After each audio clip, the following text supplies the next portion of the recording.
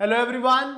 CCNA की video playlist के बाद आप लोगों की हाई डिमांड थी कि सीसीएनपी का full course A2IT online YouTube channel के ऊपर अपलोड किया जाए।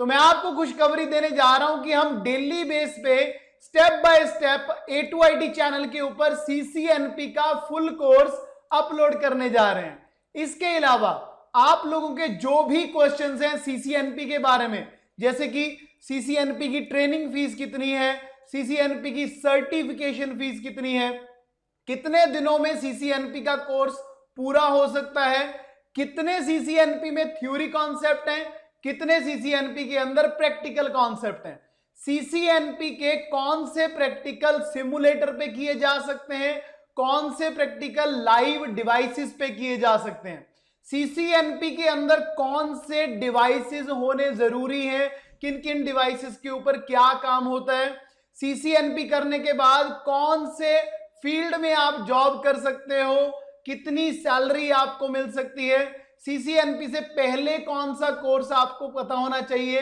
क्या क्वालिफिकेशन जरूरी है। ऐसे बहुत सारे क्वेश्चंस होंगे जिनका आंसर हम वीडियो के अंदर देंगे। इस वीडियो को लाइक करें। लेटेस्ट टेक्निकल वीडियोस देखने के लिए हमारे चैनल A2IT ऑनलाइन को सब्सक्राइब करें, बेल आइकन को दबाना ना भूलें। इस वीडियो को कंप्लीट पूरा देखें। इस वीडियो के अंदर हम पूरा सिलेबस डिस्कस करेंगे, आपके क्वेश्चंस के आंसर देंगे, तो वीडियो को एंड तक देखना ना भूलिए।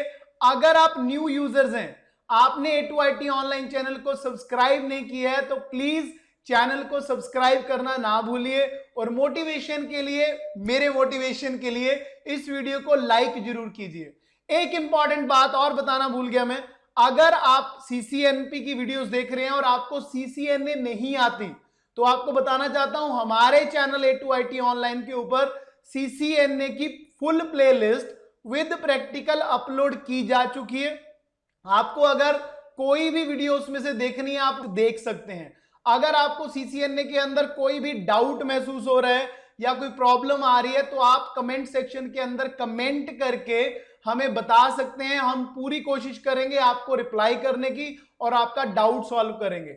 सीसीएनए सीसीएनपी के अलावा अगर आप और भी कोई टेक्निकल कोर्स करना चाहते हैं, जैसे HTML, CSS, JavaScript, bootstrap, PHP, Python, Java, इसके अलावा डिजिटल मार्केटिंग और भी बहुत सारे कोर्स हमारे चैनल A2IT ऑनलाइन के ऊपर अवेलेबल हैं। आप कोई भी course free of cost easily कर सकते हैं। तो चलिए सबसे पहले हम शुरू करते हैं सीसीएनपी सिलेबस के बारे में। बात करते हैं सीसीएनपी एंटरप्राइजेस कंप्लीट सिलेबस के बारे में। तो दोस्तों मैं आपको बताना चाहता हूं कि सीसीएनपी एंटरप्राइजेस के अंदर हमारे पास जो कोर्स आते हैं वो है सीसीएनपी एनकोर और सीसीएनपी ENARSI। ENARSI होता है राउटिंग एंड स्विचिंग। तो सबसे पहले बात करते हैं अपने कोर सिलेबस के बारे में, जिसका कोड है 350401। तो इसके लिए मैं अपना कीपैड ऑन कर सकता हूं और मैं आपको डिटेल के अंदर आपको बताता हूं। ये सिलेबस सिस्को की ऑफिशियल साइट पे अवेलेबल है। आप cisco.com के ऊपर जाके इसको डाउनलोड कर सकते हैं। तो सबसे पहले बात करते हैं सिस्को के एंटरप्राइज नेटवर्क कोर टेक्नोलॉजी के बारे में, जो 350401 है। अब मैं आपको थोड़ा डिस्क्राइब कर देता हूं सीसीएनपी के अंदर। ये जो एग्जाम है आपका सीसीएनपी और सीसीआई एंटरप्राइज सर्टिफिकेशन के लिए बहुत जरूरी है। इस एग्जाम के अंदर आपको क्या बताया जाएगा कि आर्किटेक्चर में कौन कौन सा सिलेबस आएगा, आर्किटेक्चर के अलावा कोर टेक्नोलॉजी इसके अंदर कौन सी होगी, कौन सी वर्चुअलाइजेशन टेक्निक यूज होगी, नेटवर्क एश्योरेंस के अंदर क्या आएगा और सिक्योरिटी और ऑटोमेशन के अंदर क्या क्या चीजें आएंगी। तो आर्किटेक्चर के अंदर सबसे पहले आपको 2 टायर और 3 टायर आर्किटेक्चर का पता होना चाहिए। कौन से हाई अवेलेबिलिटी टेक्निक्स यूज हो रही हैं उसके बारे में भी आपको पता होना चाहिए। ये सारा आर्किटेक्चर के अंदर आएगा। दोस्तों पहले सीसीएनपी के अंदर Cisco SD-WAN software defined wide area network का कॉन्सेप्ट अवेलेबल नहीं था, लेकिन इस बार आपको ट्रेडिशनल वैन और SD-WAN सोल्यूशन के बारे में पता चलेगा। और मैं एक चीज और आपको बताना चाहता हूं, यहां पे जहां पे भी एक्सप्लेन या डिफरेंशिएट या फिर आपको डिस्क्राइब का ऑप्शन दिया है, वो सारा थ्योरेटिकल कॉन्सेप्ट है और सीसीएनपी के एग्जाम में आने वाला है। इसके अलावा हार्डवेयर और सॉफ्टवेयर मैकेनिज्म इसके अंदर यूज हुआ है। और सबसे इंपॉर्टेंट चीज, इस बार सीसीएनपी के अंदर वर्चुअलाइजेशन भी यूज हुई है। आपको वर्चुअल मशीन्स के ऊपर काम करना पड़ेगा।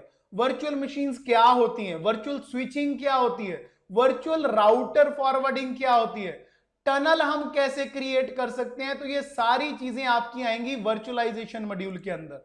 इसके अलावा अगर हम बात करें सीसीएनपी इंफ्रास्ट्रक्चर के बारे में, तो आपको पता है जो हमारा सीसीएनए के सिलेबस की वीडियो अगर आपने नहीं देखी है तो हमारे चैनल पे जरूर देखिए। मैंने उसके अंदर आपको बताया था नेटवर्क एक्सेस के बारे में। तो नेटवर्क एक्सेस का ही पार्ट है इंफ्रास्ट्रक्चर, जिसके अंदर मेनली स्विचिंग का टास्क आता है। जैसे 802.1q ट्रंकिंग प्रोटोकॉल कौन से होते हैं, एग्रीगेशन क्या होती है, ईथर चैनल आप कैसे क्रिएट कर सकते हो अपने स्विचेस के ऊपर, स्पैनिंग ट्री प्रोटोकॉल कैसे काम करते हैं, ये सारा टास्क आएगा लेयर 2 के अंदर। अगर हम बात करें लेयर 3 के बारे में, तो लेयर 3 के अंदर आएंगी हमारी राउटिंग। दोस्तों आपने देखा होगा सीसीएनए के अंदर इस बार ईआईजीआरपी का जिक्र नहीं था, लेकिन सीसीएनपी के अंदर ईआईजीआरपी और ओएसपीएफ दोनों अवेलेबल हैं। हाँ, ओएसपीएफ को ज्यादा प्रेफरेंस दी गई है बिकॉज ये स्केलेबल नेटवर्क पे काम करता है और ब्रॉडकास्ट नेटवर्क और पॉइंट टू पॉइंट नेटवर्क दोनों पे काम करता है। इसके अलावा आपको बॉर्डर गेटवे प्रोटोकॉल कंप्लीटली पढ़ना पड़ेगा यहाँ पे, क्योंकि आईबीजीपी और ईबीजीपी का कॉन्सेप्ट इसमें बहुत इंपॉर्टेंट है। सिक्योरिटी और सर्विसेज की बात की जाए तो एनटीपी प्रोटोकॉल, नैट, पैट जो सीसीएनए में भी हमने किया है वो इसके अंदर पूरा रिपीट होगा, लेकिन डिस्क्राइब इसको करना पड़ेगा डिटेल में। और वायरलेस के अंदर एंटीना मोड भी इसके अंदर ऐड हो चुके हैं। अगर बात करें हम नेटवर्क एश्योरेंस के बारे में, तो जहां पे जितनी वर्ड्स में डायग्नोज या डिस्क्राइब लिखा है वो थ्योरेटिकल है। जहां पे भी कॉन्फ़िगर वर्ड आ गया, जैसे यहां पे लिखा है कॉन्फ़िगर एंड वेरीफाई सिसलॉग, ये आपका टोटली प्रैक्टिकल टॉपिक है। इसके अलावा स्पैन क्या होता है, आरएस स्पैन क्या होता है, SLA monitoring, service level agreement कैसे काम करते हैं, ये सारा नेटवर्क एश्योरेंस में आएगा। बात करते हैं सिक्योरिटी मॉड्यूल के बारे में, तो एसीएल, नैट तो आएंगे ही आएंगे। इसके अलावा अगर बात करें एपीआई सिक्योरिटी की, तो एपीआई सिक्योरिटी के बारे में भी बताना पड़ेगा। तो कॉन्फ़िगर के अंदर एक्सेस कंट्रोल लिस्ट और एक्सेस कंट्रोल पासवर्ड्स के बारे में डिस्कशन की गई है। थर्ड जनरेशन या नेक्स्ट जनरेशन फायरवॉल्स क्या होती हैं, थ्रेट डिफेंस क्या होते हैं, ये सारे का सारा सिलेबस आपका एनकोर का है। अगर आप एग्जाम देना चाहते हैं तो आप एनकोर का एग्जाम देके राउटिंग स्विचिंग के अलावा किसी और मॉड्यूल में भी जा सकते हैं। इसके अलावा ऑटोमेशन के अंदर सेम प्रोसेस है जो सीसीएनए में हमने किया है। पाइथन के बेसिक कंपोनेंट्स और स्क्रिप्ट्स के बारे में है, जेसन एनकोडेड फाइल के बारे में बताया गया। तो ये हमारा एनकोर सिलेबस है जो कि सिस्को की ऑफिशियल वेबसाइट पे है। अब हम बात करते हैं सीसीएनपी के 300.410 के बारे में, जो कि एडवांस राउटिंग एंड स्विचिंग है। दोस्तों मैं सबसे पहले आपको यह बताना चाहता हूं, इसमें 1.0, 2.0 से लेके 4 मॉड्यूल है 4.0 तक, जिसमें सबसे पहले लेयर 3 टेक्नोलॉजी है, सेकंड नंबर पे वीपीएन है, वर्चुअल प्राइवेट नेटवर्क, उसके बाद में इंफ्रास्ट्रक्चर सिक्योरिटी और सर्विसेज के बारे में बताया गया। तो ये एग्जाम आप अलग से भी दे सकते हो, ऐसा नहीं है कि आपको राउटिंग स्विचिंग के लिए एनकोर एग्जाम देना जरूरी है, आप ये एग्जाम दे सकते हो। एक चीज मैं यहां पे बताना चाहता हूं, जो राउटिंग स्विचिंग का एग्जाम है वो 90 मिनट का होगा और जो हमारा कोर एग्जाम है वो आपका 120 मिनट का होगा। तो ये 2 एग्जाम आपको सीसीएनपी सर्टिफिकेशन के लिए करने पड़ेंगे। तो लेयर 3 टेक्नोलॉजी की अगर हम बात करें, लेयर 3 के अंदर वही राउटिंग का सारा कॉन्सेप्ट आएगा, टैगिंग कैसे होती है, फिल्टरिंग कैसे होती है, इसके बाद वीआरएफ के अंदर कैसे काम होता है, पॉलिसी बेस्ड राउटिंग को कैसे कॉन्फ़िगर करते हैं, और ओएसपीएफ का वर्जन 2 और वर्जन 3 दोनों एक्सप्लेन करने पड़ेंगे। वर्जन 2 हमारा IPv4 के लिए यूज होता है और वर्जन 3 हमारा IPv6 के लिए होता है। इस बार एक चीज जो डिफरेंस है यहां पे, पहले जो सीसीएनपी का मॉड्यूल था उसमें राउटिंग, स्विचिंग और ट्रबल शूट होता था। इस बार राउटिंग और स्विचिंग के अंदर आपको साथ में ट्रबल शूटिंग करनी पड़ेगी। सारे का सारा काम इंटरनल और एक्सटर्नल इसी में करना पड़ेगा।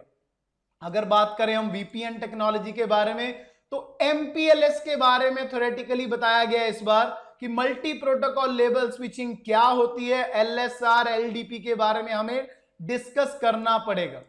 इसके अलावा GRE टनल या फिर IPv4 IPv6 टनल, IPsec, ये हमें कॉन्फ़िगरेशन बेस पे करना पड़ेगा। इंफ्रास्ट्रक्चर सिक्योरिटी की अगर हम बात करें तो AAA के अंदर टैकास सर्वर और रेडियस सर्वर का पूरा काम है। एक्सेस कंट्रोल लिस्ट को कैसे ट्रबल शूट करते हैं, IPv6 को कैसे ट्रबल शूट करते हैं, और एक इंपॉर्टेंट चीज यहां पे बताना जा रहा हूं, DHCP गार्ड या RA गार्ड या बाइंडिंग टेबल जो IPv4 में था, इस बार IPv6 के अंदर भी आएगा वो।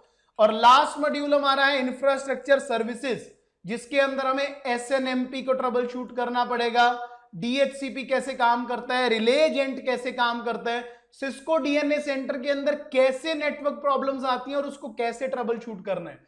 तो ये दो हमारे बहुत सारे इंपॉर्टेंट सिलेबस हैं हमारे एनकोर और CCNP राउटिंग एंड स्विचिंग के बारे में।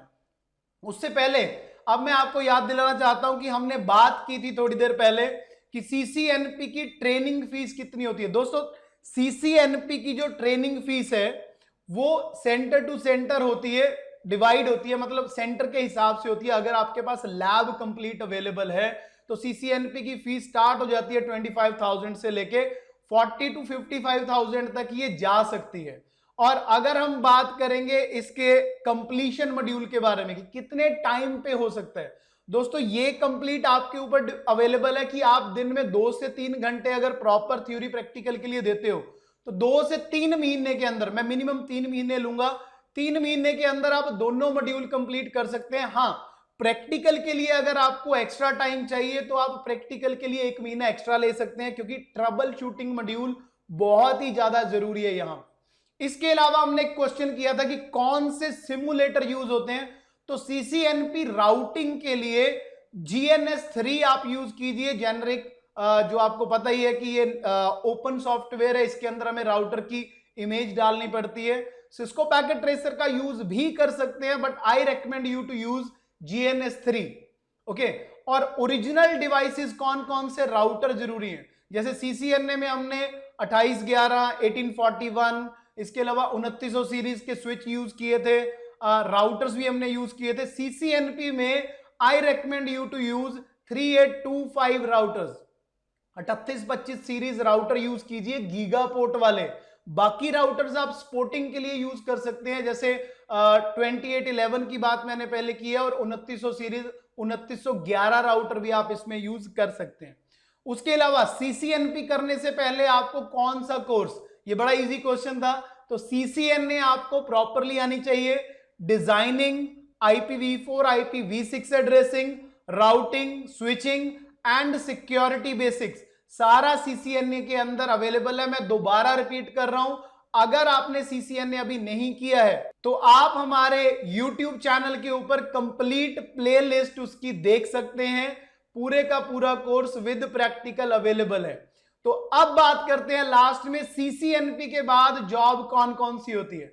तो CCNP करने के बाद आप as a network engineer, senior network engineer, senior consultant engineer, आप इसके अंदर काम कर सकते हैं। और अगर सैलरी की बात करें तो सैलरी थोड़ी ऊपर नीचे होती है, क्यों? क्योंकि अगर आप एज ए CCNA के बाद जस्ट CCNP फ्रेशर के लिए जाते हैं तो आराम से 40 से 50,000 आप ले सकते हैं। अगर आप एक्सपीरियंस है, पहले CCNA के अंदर आपका 2 से 3 साल का एक्सपीरियंस है, आपने लेयर 1, लेयर 2, लेयर 3 सारी टेक्नोलॉजीज पे काम किया है, तो पैकेज वेरी कर सकता है आपका 90,000 या 1 लाख रुपए तक भी। तो ये बेस्ड होता है किस कंपनी में आप काम कर रहे हो और किस लेवल की जॉब आप कर रहे हो, आप ट्रबल शूटिंग एक्सपर्ट हो या सिर्फ आप कॉन्फ़िगरेशन बेस्ड काम कर रहे हो। तो ये सारे के सारे क्वेश्चंस के आंसर हमने आपको दे दिए हैं। अगर आपको CCNP सिलेबस के अंदर या कॉन्फ़िगरेशंस के अंदर या CCNA की कॉन्फ़िगरेशन के अंदर कोई भी डाउट है तो इस वीडियो के अंदर कमेंट बॉक्स के अंदर हमें जरूर बताएं। कोई भी टेक्निकल कोर्स आपने करना है उसके लिए मैं ऑलरेडी आपको बता चुका हूं, हमारे चैनल A2IT ऑनलाइन को सब्सक्राइब जरूर करें। इसके CCNA CCNP के अलावा और भी बहुत सारी चीजें, टेक्निकल कोर्स हमारे चैनल पे अवेलेबल है। और दोबारा लास्ट में आपको रिपीट कर रहा हूं, CCNP की सारा फुल कोर्स सारी वीडियो प्लेलिस्ट के अंदर आपको डेली स्टेप बाय स्टेप मिलती रहेंगी। तो रेगुलर हमारे चैनल के साथ जुड़े रहिए। जी हां, बेल आइकन दबाना ना भूलें। Thank you so much. इस वीडियो को लाइक करें। लेटेस्ट टेक्निकल वीडियोस देखने के लिए हमारे चैनल A2IT ऑनलाइन को सब्सक्राइब करें। बेल आइकन को दबाना ना भूलें।